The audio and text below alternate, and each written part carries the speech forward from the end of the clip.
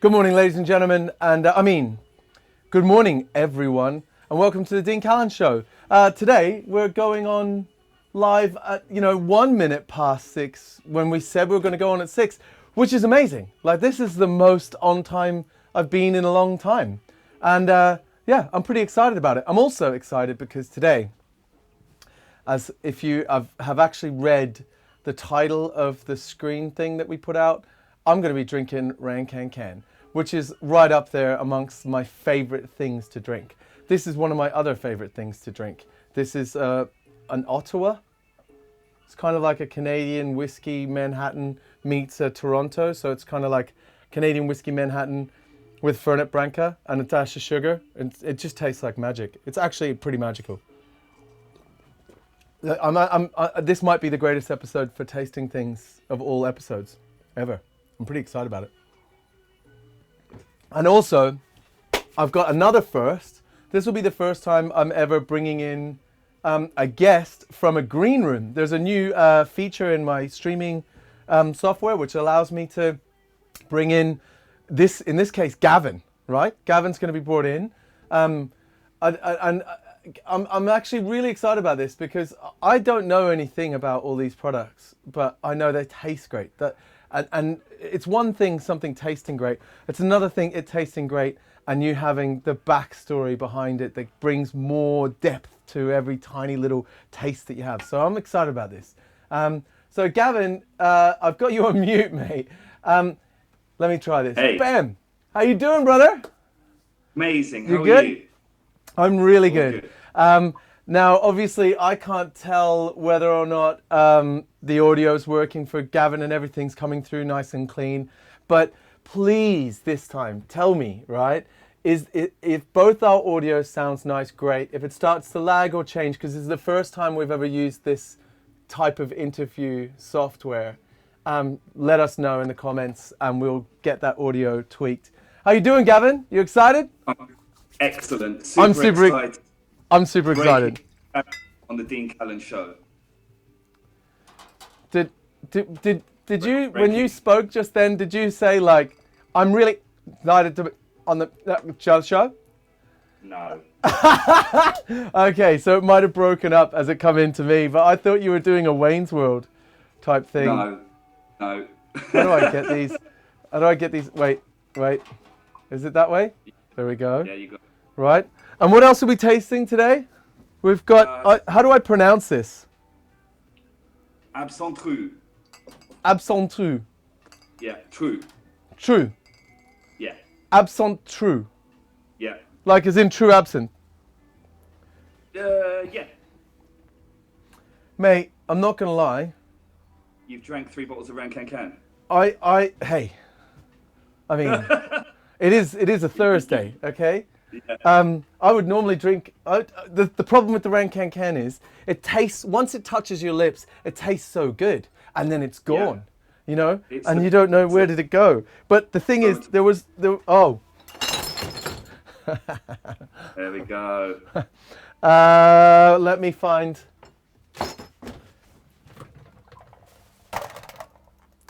You know what I really want to? I really want to get like a title screen that I can cut to where it's like, we are having technical difficulties for these moments. But I don't have, I'll tell you what I'll do. You know what I could do? I could cut to Mitch's minute. Do you want to give it a minute? Yeah? We'll do 1 minute, everybody. Mitch's minute coming up. Bam.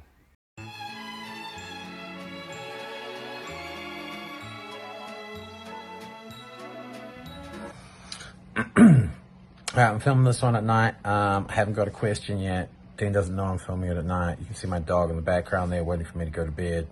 I gotta be up early. I'm not a good morning person.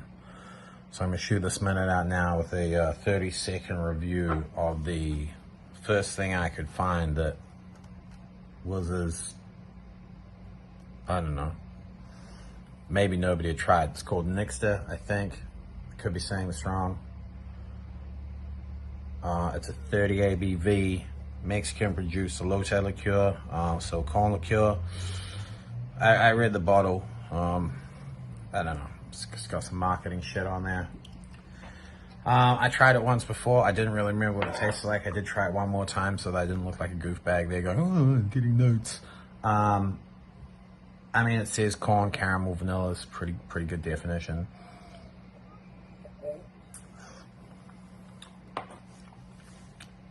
It tastes toasted caramel.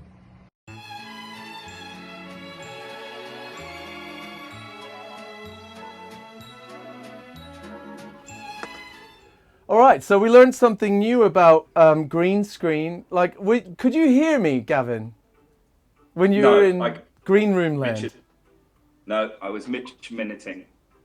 That's interesting. Because the old system with the Skype, the Skype person would still talk while Mitch's minute was on. You know what I mean? Anyway, it doesn't matter. I did. All right, so I had to pour myself a Guinness because I wanted to taste all my favorite things, right? So I just wanted to have a day where I just taste, like, it's just this explosion of lots of different angles of taste. Right, so how often do you do a tasting of all of these? As much as I can. I've done quite a few trainings and tastings on these over the past 6 years in Emporia.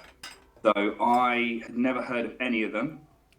I spent probably about a month or two into my job. I spent a week separately with different brand owners. And I spent a week with one of the family who make this. Oh, so did you go to Provence? I've been twice. I should have gone again this year, but it's gorgeous, isn't it? It is, except every time I go, it rains. It's probably still sexy in the rain, though. I mean, It's, the time I was there, it was summertime, and we went cycling, and it was just absolute beautiful, picturesque weather, and we cycled up to, like, you know the way there's that hill, and there's a church at the top of the hill? I took my bike all the way up to the top so I could descend. And I didn't realize that people were like saying in French, like, oh, it's for descent. And I heard descent every time. And I was like, what are they saying? It's not decent to carry up. And my wife was like, no, they're saying, are you carrying it up for the descent? And I felt like a tourist a little bit, I'm not going to lie. But then when I got to here, I nearly bought a chicken as well, just randomly. They sell chickens. cool. Right outside where the winery it's a distillery, right? It's a distillery. Yeah. The market was on, and just where the distillery is, just at the top of the hill where the big court area is, there was a market, and they were selling chickens, and I really wanted to buy a chicken. They were cool looking chickens, but we live in London. We maybe the countryside got to us a little bit too much. We were too excited by it. Right. So sorry about that. Go for it.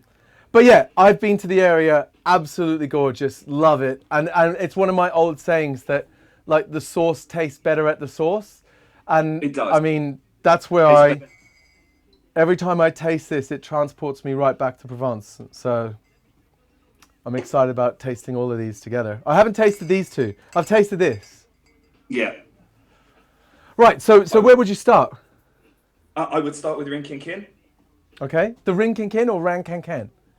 RinQuinQuin. So if you're pronouncing it correctly, it's RinQuinQuin. RinQuinQuin? You just a couple of vowels with a soft R.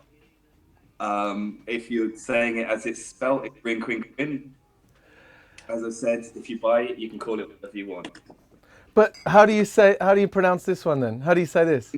Noir de la Saint-Jean. So you don't say Noix de No, Saint Noir. Jean. It Yeah, so translates- you can't pick and choose. You've got to say RinQuinQuin, and then I got you there. There's no logic. You just say RinQuinQuin because it starts a conversation between people, right? Yeah. All right. So what's the best way for me? Should I pour this into a neat taster, or should I pour it into my special glass I bought when I was in Provence? Oh, those are beautiful. I love those. Pour it into your RinQuinQuin glass. Yes, I got you to say it properly and everything. Right.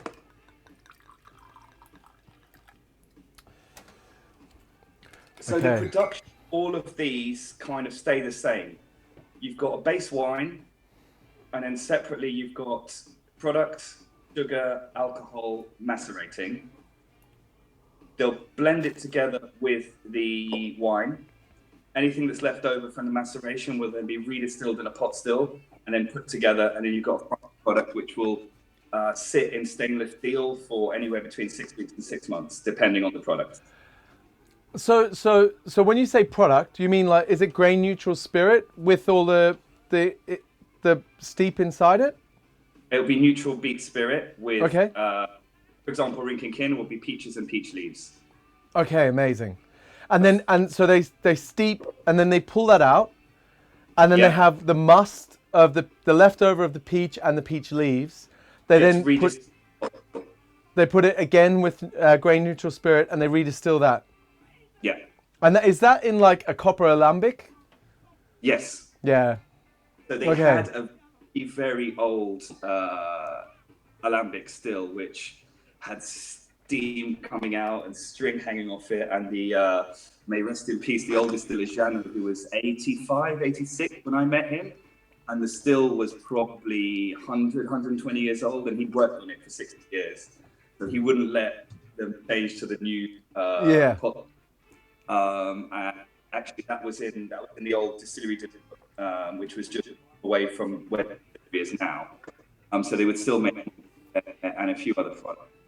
And his deputy is now a distiller. And what happened is he was quite ill in hospital, and they locked up the distillery, and they can't find the key. So they're not able to get it. Did he had it around his neck or something, did he? Maybe. When he passed, they can't find the key for the distillery, and his deputy, who's now the master distiller, has just said, leave it be. Wow. So when you say the old distillery, is that the one that's not the one in the center of town? Distillery is about 100. It's where they would make originally Grand Absinthe. Is there a plan to turn that into some sort of museum or something like that, like a tour? I don't know. I think they're just going to leave it as kind of a memory to Jano for the people who know it. Well, so for example, Tio Pepe. Yes. So González Bias, the guy who Tio Pepe's named after, I don't remember the full story. I had a lot of drinks that day, but his office, when he passed, they left his office untouched. And now, when you go on the tour of González Bias, you go in and there's just like a thing stopping you from going in the room, and there's all the little like blending bottles and everything with just this pile of dust untouched. Like it hasn't been disturbed in years, but the feeling that you get from looking at that is just beyond words. So it was we'll call it like our third breakfast of the day when I first went. We had 4 meals by 1 p.m. They love to eat in so I think it was our second or third meal of the day, which was at 9 in the morning. We had like there's lots of eating there. It's a ridiculous amount of food, which I love. But one of our guests had a tear rolling down his eye as his main course came for lunch. But I ate his main course as well as mine. He had a tear in. He was that happy, or he was concerned? Man, please help me. I have a small stomach. I would have struggled with that. If we go, I will eat your main course. That sounds a bit weird. I'll eat your main course if we go, Dean. All right. I hope if you've just logged on to see this and you've only heard if you go, I will eat your main course. What we're talking about is Provence, where RinQuinQuin is made. No, right. So RinQuinQuin, they take a base wine. Yeah. They steep peaches and peach leaves in beet neutral spirit. Load of the peach leaves. Okay. And then they steep it. Then they take out that spirit. They then put the must of that back in with new spirit. No, more spirit. Sorry, you've asked that and I said yes, but I was wrong. More spirit because there's already neutral alcohol in there. So they'll redistill what's left in the pot still, then blend everything together. Okay. For RinQuinQuin, it goes between 6 and 12 months in a stainless steel vat. Okay, very cool. Traditionally, it would have been in wood. Is there sugar added to it? Yes, there is 90 grams of sugar per litre, so it's not quite a liqueur. Okay. It's not. It's a little under a liqueur, but it's kind of like a sweet wine. Almost, it's like a dessert wine. Because to me, it's sweet, but it's not too sweet. So, all right. So, would you say that this is? It says aperitif. This is a pre-dinner, afternoony kind of. I mean, in France they'll have this on ice in a wine glass like this. Yeah. So the way I would normally have it is to take a solid piece of ice and to just grip out the sides. You know, the only reason I'm doing this is so that I can top my glass up. Right. So I absolutely adore this, as you know. I think it's one of the best tasting things that I think it's massively underrated by like cocktailing enthusiasts and all that sort of stuff. But people should be putting this in all sorts of different drinks, or they should just be doing that, right? Yeah, we're starting to get there. When I started the job, as I say, I spent a week with the son of one of the owners. And I was just like, why are people not using this? What's wrong with them? So I would take it everywhere, and we've come quite a long way since then, especially with RinQuinQuin, in that it's used a lot. It's picking up. It's starting to grow. It is. I mean, we've got people like Brian Rules, the guys at Cocktail Trading Company, those kind of at the forefront of the beginning of it, taking Okay. And you've got so many people who love this, which is great. Sophie Brad, McIntyre, Julian DeFell. Amazing. So you've got a few industry heavyweights that are starting to get behind it, and it's just a matter of time that it trickles out a little bit more and people start using it more commercially. What's the production capacity of this? Am I going to have to put this away? And is it shelf stable for how long? Drink it. I'll get you another bottle. Don't worry. Drink it. No, I'm talking about I don't want to be priced out of the market or not be able to get it in a few years. You know, if it gets too popular. I can't see. Peaches are plentiful, especially in Provence. Okay, right. Onto what would you do next? Because I'm just conscious that like we've already spent 20 minutes, so. Amazing. Orange Colombo. Orange Colombo. Okay, so this one is a bit of a mystery to me, right? I was like, Orange Colombo. I don't even remember seeing it at the like distillery in Provence. Like, would have been in one of these bottles. So they've recently changed it to be clear to show off the rosé liquid. Okay. So same idea. The difference here is you've got rosé wine. Okay. Some quinquina, curacao, and then sweet and bitter oranges. Rosé wine, quinquina. They've got a curacao in there. Did you say? Yeah. And then sweet and bitter orange. Yes. So it's kind of like it's basically a bottled cocktail, really. Yeah. At the highest level. This is your really sexy wine-based replacement for creme de pêche. This is really sexy rosé wine-based triple sec. Great. Okay. Great in a margarita. What they all give you is the wine base, which is very different to your neutral spirit base and usually a bit heavier sugar. Okay. So you're saying would you use that in a margarita? Yeah, I know. That's interesting. A guy called Charles Roche, when he was at Hercules, again, big fan of this stuff. He did it in a margarita and a Cosmo, and I was like, whoa, that's why didn't I think of that? But that's why he's very good at being a bartender, and I'm now a salesman. Oh man, it's just great on its own. I'm not joking. I tasted this and went, yeah. That's not going to make it to the show. That's not going to make it to the show.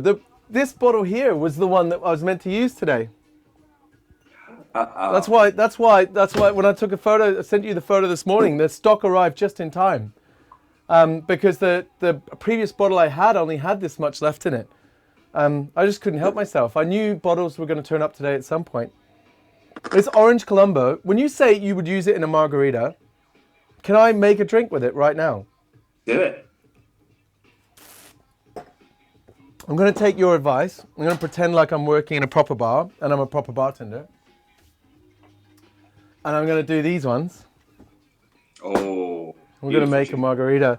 But I don't have lime.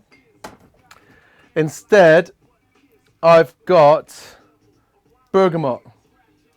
Okay. So I could put the tiniest bit of citrus, and I've also got yuzu. That'll work. You want to try yuzu? Yeah. All right. You might, if you have agave, you might need a touch of sweetener. So this is 110 grams of sugar per litre.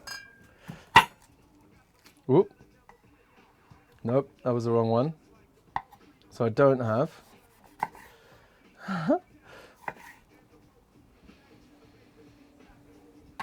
Right. I've only got bergamot. I was losing my mind. That wasn't yuzu at all. I was picking up the completely wrong thing. So what I'm going to do is I am going to stir down an alternate version of a margarita. I think meh. I'll shake it. Let's play. So when you go into bars and you say to people you could make a margarita with this, and I'm going to make it reverse. So I'm going to put 1 part of Fortaleza and 2 parts of Orange Colombo. Yeah, and then the way I work is I don't generally tell people what to do with it unless they ask. Okay, yeah, that's good. You're good. Like the kind of not the soft. Well, I mean, I'd ask someone. Do you even need to do a soft sell? Do you just get them to taste it and that's it? Has there ever been anyone that said this doesn't taste nice? No. No. Yeah. I'd love to do the Pepsi challenge. I'll work for free. You and I can just go around Soho and go like, hey guys, taste this. Which does it taste nice? No one's going to say no. Right. This is going to be fun. The most odd twist on a margarita ever. Let's do it. I've also used it in old fashions. You've used it in old fashions. Yeah, I thought to myself it would be really nice to just build up like not so much a spritz, but have a large serve of this, and then build the tiniest little bit of dry ginger ale and the tiniest little bit of like lemon, and then all the fruits that you would normally use in a Pim's cup. Does that make sense? Yeah. So you're making a more fortified version of a Pim's cup, but in a big wine glass. So it's like you've got all those fruit elements, like, and you've got that rosé wine coming through. Actually, until you said it, it didn't occur to me that it was rosé. My amigo Sean Fenley, I'm pretty sure, used that to replicate the original Pims. Okay. All right. So we're on to something there. Let me just... Ooh, will that fit?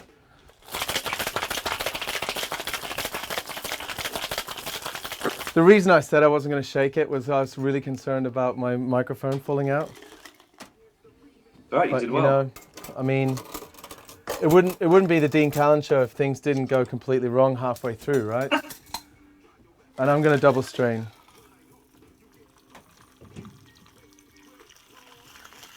Ooh, it's got a kind of a pink hue to it. And I don't know how I managed it, but I somehow kind of got to a 1 centimeter window without ever figuring out the volume of that glass. Life is looking good. Gavin, I think I may have fluked a drink. If it tastes nice, I'm going to be so happy with myself. Oh, I think we're going to have a bergamot twist. Right, should we highlight it? Let's do it. Is this even going to work? Oh. Can you see that? Oh. Right.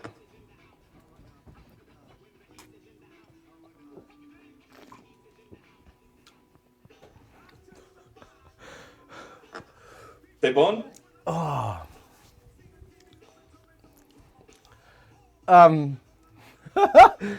Dude. Right, just so I know it's not just me. Have we just changed the world? Is that nice? Is that nice? Right.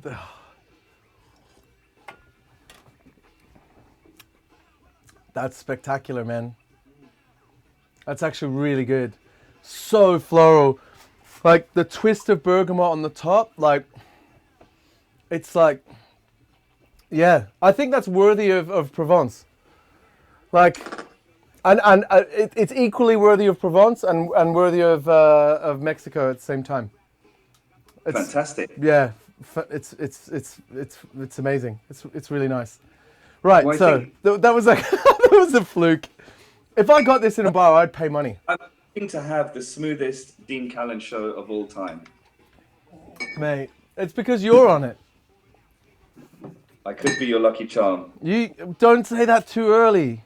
Touch wood. Oh yeah. Look, see what's happening?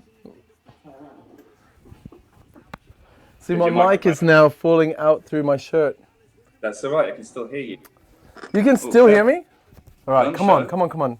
Come on, Dean, you can do this. Oh, See, there we go. There we go. Right. Next. What would you... I'm guessing this is next, right? Because, like, absinthe... No. Danger zone! Right. So, I've got to shuffle all my bottles here. And now I'm actually a little upset. Yeah, there it is.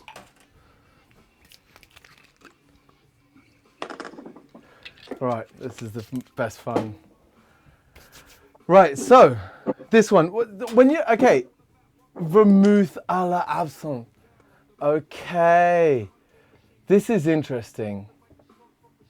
So explain this to me, because I seen absinthe and thought, I'm not gonna start on that, you know. I'm just, if it tastes anywhere near as good as the other things that I've tasted from the portfolio, I'm gonna get giddy. It's gonna be too high proof.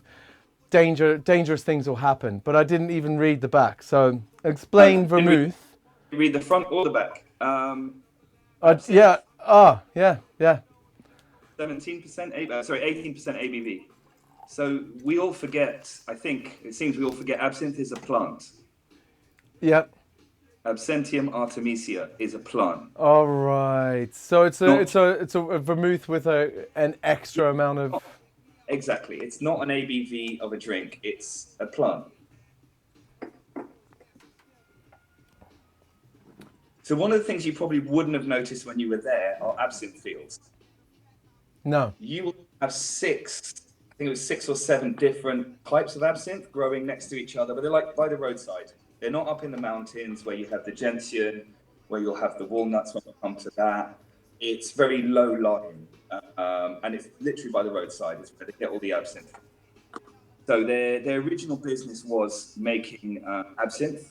The absinthe ban came after that. They had...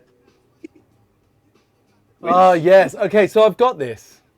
So it's I completely... I'll find it later. No, I might have finished it, actually, to be fair. Yeah, I probably finished it. Yeah, okay, so I bought this at the airport. I was... me being the ex-global brand ambassador that I was, I bought as much as I could carry of this at the winery, and then decided I would buy everyone 3 bottles or whatever it was to carry on when I got on the plane.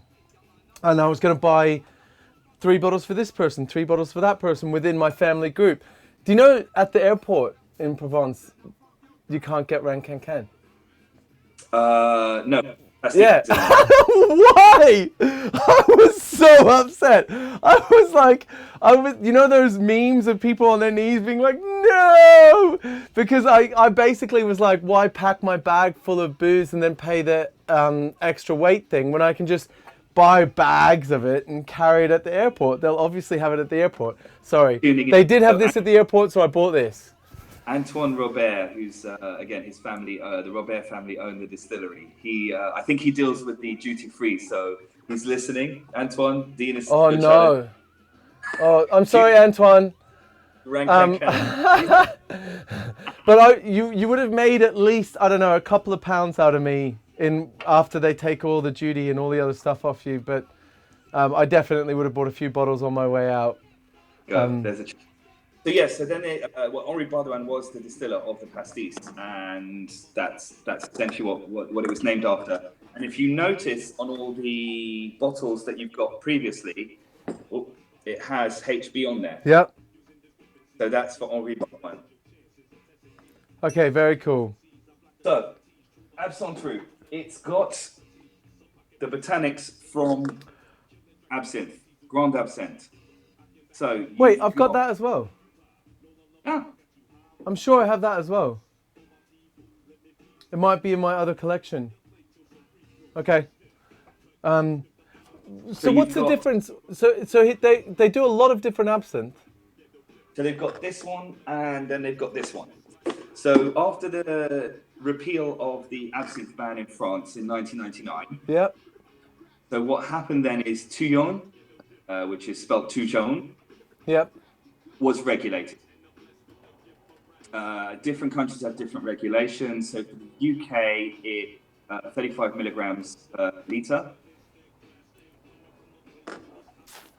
For I think it was Canada, it's 10 milligrams. So it's different in different countries. So yeah, but I mean, in booze, the amount of Touillon you'd need to actually have any real effect psychoactively, you'd be drinking so much alcohol. You'd have alcohol poisoning. You'd have alcohol poisoning. Yeah, I mean, I'm sorry, but the product that it's not regulated in is Genepi. So Genepi, which you find only from Swiss, the Alps, essentially. So that's where it grows. The Touillon is more in the Genepi than it is in the absinthe. Okay, that's an interesting fact. I didn't know that. Yeah, so it's not regulated there. That's 40 milligrams per litre, whereas these are 35. But the absinthe of old, they were like hundreds of milligrams, no? Yeah, much higher.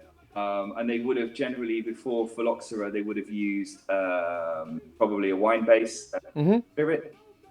Now it uses neutral beet alcohol. It's just it's the main thing of any kind of liqueur. So this one, trying to bring it back. Yeah, has the botanicals of this. Yep. Oops, sorry. With the same white wine RinQuinQuin. Okay. Back to the process. So we're going back to you're going back to some of those original absinthe styles where they had a wine base and then you've got all those botanicals inside and you've got that wormwood. This is the newest product pretty much in the range, and it was done for a New York restaurateur called Michel Roux. Not that Michel Roux, the other a different Michel Roux. So that's why it's called Absinthe Roux. So it's essentially Mr. Roux's absinthe. So he asked the distillery to make a real vermouth for him. Okay. So they took the absinthe and then used the same process they would for RinQuinQuin, Orange Columba. Very nice. Okay. So you got Genepi, lemon balm, Absinthium artemisia, absinthe, Jamaican pepper, cardamom, and mint. So for me, what flavors would you get in this? Because for me, when I nose it, I immediately get red bell peppers, like a capsicum, like a particular capsicum spice. That'll be your Jamaican pepper. But it comes then back to like a greenness that you. I get personally. When you combine it with that spice, you get what? I get the lemon and the marjoram. Or marjoram, okay. Special guest joining us. Yay. Come here. Hey. Say hello. How you doing, little man? Love you. Right. There's James's cameo to the world. Good night. Well. Sorry to cut into bedtime. No. It's okay. Sorry, man. Right. So, has anyone made a Corpse Survivor #2, substituting this for the standard. Yes, Yeah, it worked. because that's the first thing I think of straight away. Yeah, really enjoy drinks with this in to replace absinthe. Yeah. Because you 5-10 ml of this. No, that's not what I meant. I meant to replace the Americanos in there. To replace the Lillet Blanc. I think they did. What would it be? What is there a name? No. Okay, Corpse Survivor #7. Corpse Survivor. I've been talking about that. I really, as I love and sell Calvados, I really want the Corpse Survivor #1 to be good, and no, I haven't had a good one yet. You can make a different version. Good Corpse Survivor #1, please. Yeah, people could figure it out in this day and age. I think right. So with the first 3 we've had, they all go with everyday spirit, and that's not bullshit sales. That's true, because I've had tequila drinks, whiskey drinks, gin drinks, vodka drinks, rum drinks with all of these products, and they go differently. Yeah. Especially RinQuinQuin and Absolute work everyday spirit, and you're very lucky when you have something like that to work with, because I mean, RinQuinQuin you can drink neat, but in our market, modify. In fairness, I think that the quality of these, you should be reversing things. Like 18% ABV, it's what, half the strength that you would expect a standard spirit to be at? Use twice as much. Like, it doesn't necessarily need to be a modifier, does it? We've had forward drinks with it. I mean, essentially, my colleague in Scotland, Ed, who's been working for Emporia for 15, 16 years, he just made the very, very distinct point that they make every drink better. Yeah, that I can't express the taste through the camera, but with a high proof tequila and a tiny squeeze of bergamot, man. I can very honestly say that I didn't know how to sell Orange Colombo until about 2 years ago, and it was bartenders using it. Get people to taste it. Oh, okay, I get it now. So I'm saying maybe. Do people not just jump on these things when they taste them? Are people trying to be difficult on purpose, or? I think RinQuinQuin is it's a very easy eye. Okay. I think Orange Colombo and Absinthe. Orange Colombo is the next one that took off, and Absinthe I thought would have taken off a bit quicker. However, in that, as well as RinQuinQuin, is in a lot of award-winning drinks for national and international cocktail competitions. So have you guys thought about an advertising campaign for this one that just targets only bartenders, like only trade? Let me see if it translates to St. John's Nuts. St. John's Nuts, right? Yeah. So you know Nicholas St. John? I do, yeah.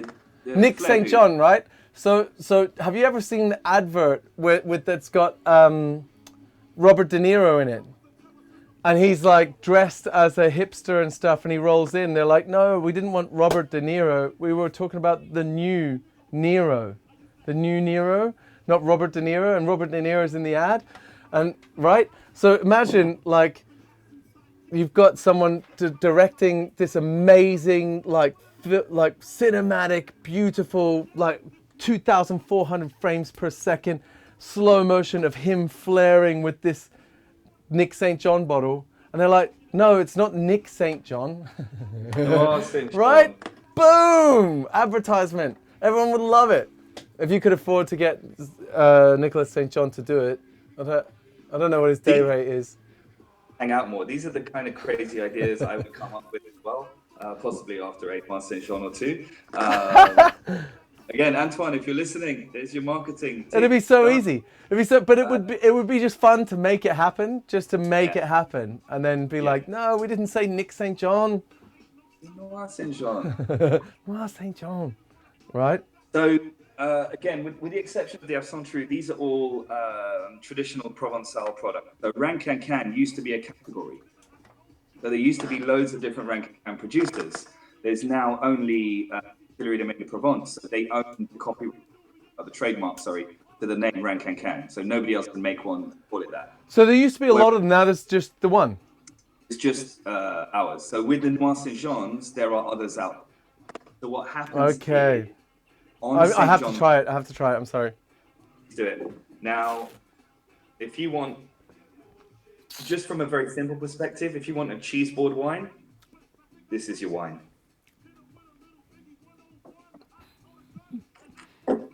Is there? What is it? Is it gentian or is it? What's it? What is that? I'm tasting it's immediate astringency right in the top lip. Cloves. So the cinnamon, cloves, nutmeg, as well as. Wow. So they pick the nuts, and there's a reason why the label is green. So they pick the walnuts before they form a shell. Okay. So they, at the time, they then essentially crush them, and that's how they get the nut flavor. Using 3 different varieties of. So what are the when you obviously you. Excuse me if I'm wrong, but your job is to go out and drink this, right, as well as sell it.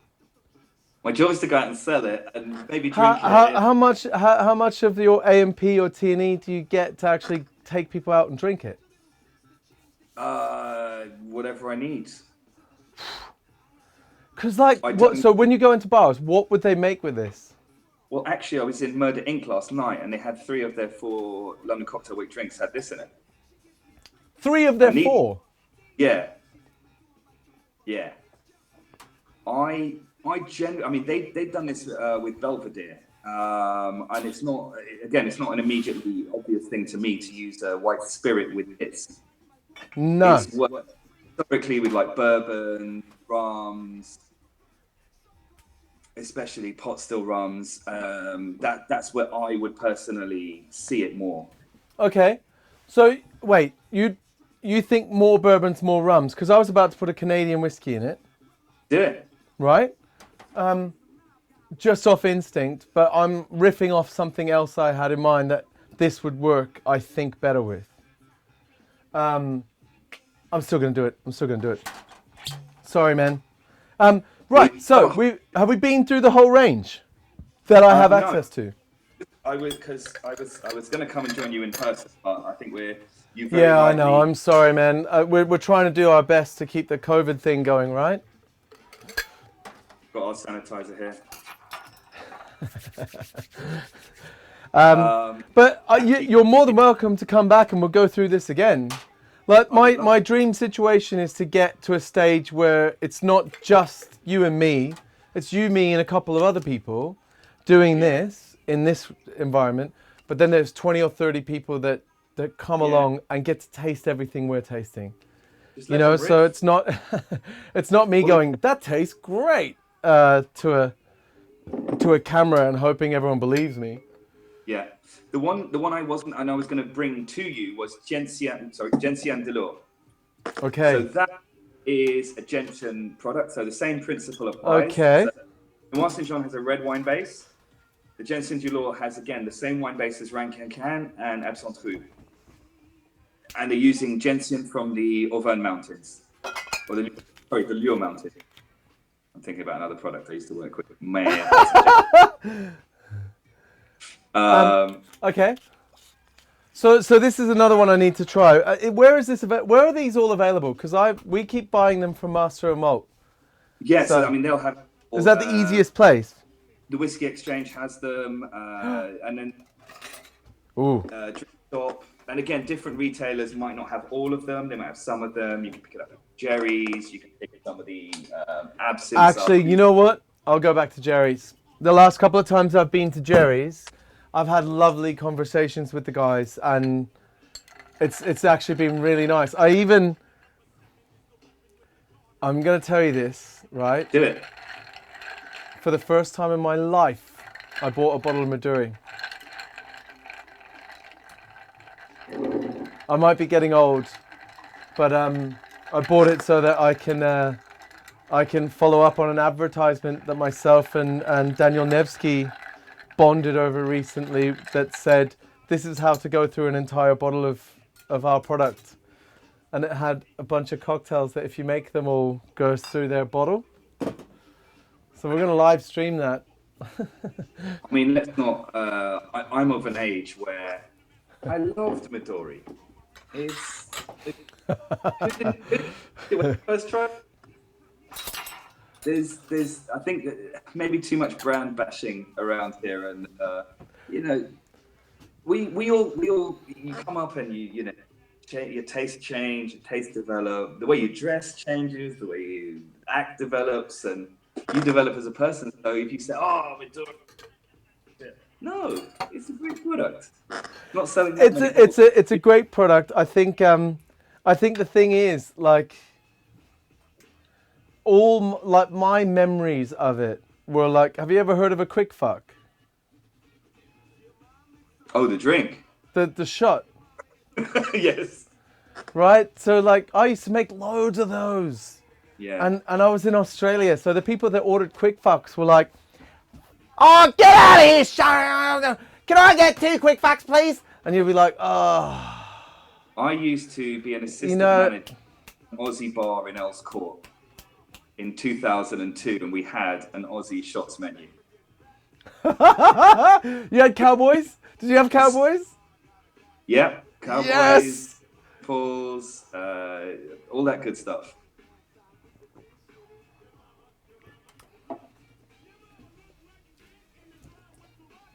It tastes really good. Too much sugar, but it tastes really good.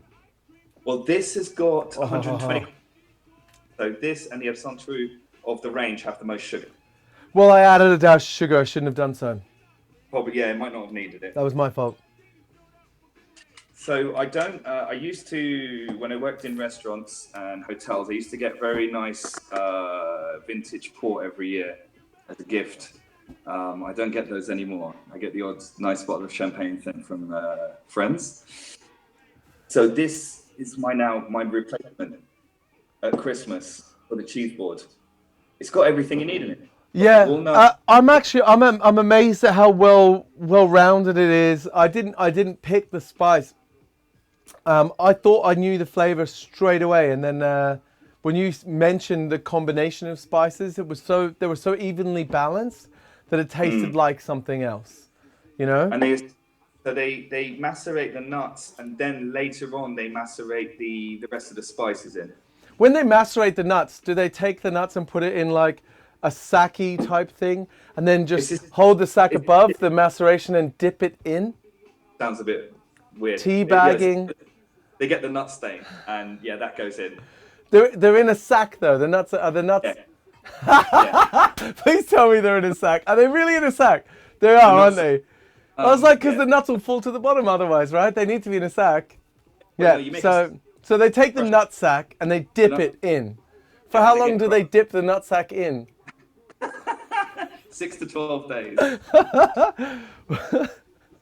Well, you can find, we're friends on Facebook, we're at that stage. So there is a video of myself and Sophie Bratt actually pressing the peaches. Dipping the nuts in? Not the nuts, no, the peaches. So they've got an old... Oh, so the peaches, they do the same thing. The peaches is on an old press. Okay. I'll find the video, I'll send it to you. So Sophie presses everything, because you don't want too much stuff flavor in peach. It ends up tasting very nutty. Yep. What you want is flesh. With most stone fruits, that's what you want. When you get too much nut flavor from a stone fruit, it means the stone's been pressed a bit. Hence, like peaches taste like amaretto, is it? Yeah. Very fake, not called amaretto brand, whichever calls amaretto, which is stone. It's kernel. Yeah. Right. So this tastes great, by the way. Yeah, so the one you missed was Gentian du Lourd. So it's your bitter. Very, very bitter. I'm just amazed. You might have one of the most rewarding ranges of products to go out and promote at the moment. It's none of them are extortionately, like when I say extortionate, none of them are dangerously high in ABV. So like No. you can have a taste of them with people without it being a real trouble to your day. As a professional that goes out and has tastes all the time, you know when you're drinking whiskey in 6 different places in 2 hours, gets a bit It's challenging. rough. Yeah. And they all taste like insanely good. Well, they're all very different. Well, Very different, yeah. Yeah.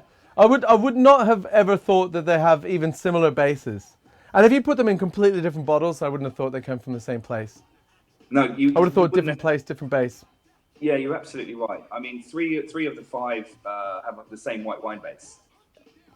Then you've got a rosé, and the difference between the rosé and the red wine will be the skin contact. And does that wine base change much? Like, it's kind of I'm It's all afraid to coated- ask. I didn't want to ask it earlier, but is the wine sourced from near to Provence, or does the source change constantly? Luberon, it's Luberon, which is in Provence. So it's Luberon wine. And what's the grape varietal? Sorry. Do you know? Everything in Provence is pretty much a mishmash. So for your white wine, you got a mix of Claret, Grenache Blanc, Uni Blanc, which is the most widely planted white wine grape in the world. Your Roussanne, some Marsanne, and this changes. Okay, cool. And is Uni Blanc a big part of that? Because that's obviously like a key component in cognac and stuff like that, right? Probably like I think Claret and Grenache will be heavier in the blend. And Uni Blanc just brings in a bit of acid. It's very basic. So if you've ever tried Uni Blanc, you will have done it if you've tried Trebbiano. So that's the same grape, Trebbiano. It's very light. It's acidity and not too high in alcohol. So it's actually perfect. So it makes it malleable. You can make things with it as a base. Yeah, that makes sense. Because I obviously having worked at distilleries and worked with distillers a lot. When you say grain neutral spirit or neutral spirit, I'd love to say junior bartenders, but bartenders in general are like, like everyone thinks the more flavor in every single component, the better. But actually, when you're trying to take flavor out of, for example, the peach leaves and the peach, you want drier, so higher proof, and less impact on the flavor of the peach. You want it to just extract those volatiles out of it, and then be able to then use that at appropriate levels, rather than need to use too much of it because it's too low in ABV. Does that make sense? A good product should be like your cocktail should be balanced. Exactly. You shouldn't have too much of anything. Well, look, men, I'll tell you what. We're at the 54-minute mark. Whoop, whoop. So I'm going to put these aside. I'm going to carry on drinking. I'm going to thank you so much for coming on. And I mean, I'm not going to lie. It would have been way more fun if you were sat there and we could actually like have that proper chill out chat, and I could make you these. Because that other drink was really good. I don't know whether it's a margarita or not, but it was definitely really good. We call it, as long as it tastes good. But I want to thank you. I mean, we've crossed paths over the years and kind of not really known each other. It's like, oh, hey, that Dean Callan dude. Oh, that's the guy. Oh, that guy. And then I just kept hearing you going on about RinQuinQuin, RinQuinQuin. RinQuinQuin. This guy, like, we've got a very similar love and flavor profile and palette. And thank you for your love and your enthusiasm for the brands. We it's a dream for a set of products to have somebody shouting about it. Well, if something tastes good, shout about it. Like, yeah.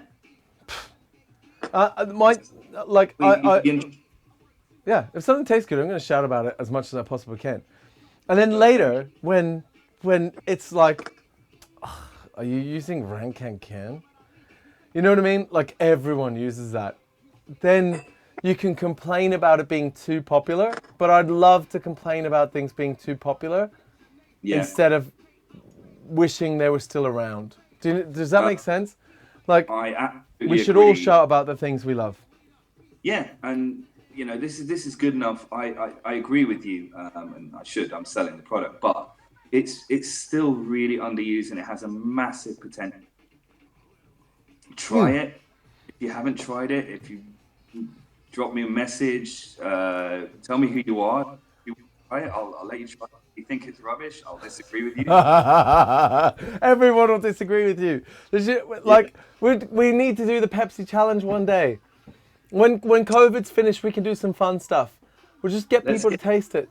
So, like, I'll spend the entire day with you for free, just saying to people, taste both of these things. Which one tastes the best? I'm there. You know, like, does this taste good? Does this taste good? I'll pour it for you. Yeah. The Callan challenge. Yeah. Well, the Rancan, can you argue with it? Rancan, can you disagree? Rancan, can you cannot disagree? No one's going to disagree. It tastes great. Like, who doesn't like peaches and delicious? Right, and also... Don't be a Rancan can't, be a Rancan can. Or just the same image from the Yes You Can that Obama used, but like, yes you can. Right, I gotta go. We need to wrap it up. People, I don't know if anyone's watching, but people are definitely getting bored. I think maybe Joe Wadsack commented recently, so Joe Wadsack's still there, but yeah, I think he said lovely to see you both, so he's probably signed out as well. Right. Lovely having you on the show, man. Thank you so much. And until you're able to sit here, until next time, thank you so much for coming on and explaining all of these, and also for sending me these. My pleasure. So, this I constantly keep buying. If he starts sending me this, it's just going to disappear. And as of now, this as well. And kind of, my wife Electra, she's going to destroy this once we've got open the floodgates. But this stuff disappears. Thanks, man. Thank you. We'll wrap it up. Thank you so much. I'm going to see what happens when I end the guest stream. But thanks for coming on board, and I'm glad it seemed to work really well. Cheers. Bye-bye. All right. And that's that. Thanks if anyone is watching, thanks for tuning in for an entire hour. Might have felt a bit slow, but I can't express as much. I can't put the flavor out, but they taste that good. They actually taste that good. So if you get the chance, find somewhere to stock some, taste them on a small scale. If you're a professional bartender, then look at using them, because it's really hard to argue. They taste amazing. And yeah, stay safe, stay strong. We're going to bounce back, and I'll see you hopefully sooner rather than later.